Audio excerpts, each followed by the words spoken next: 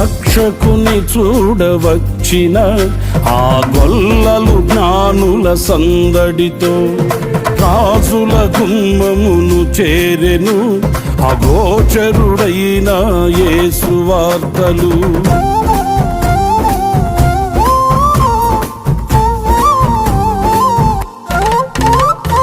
రక్షకుని చూడవచ్చిన ఆ గొల్లలు జ్ఞానుల సందడితో రాజుల గుమ్మమును చేరెను అగోచరుడైన యేసు వార్తలు.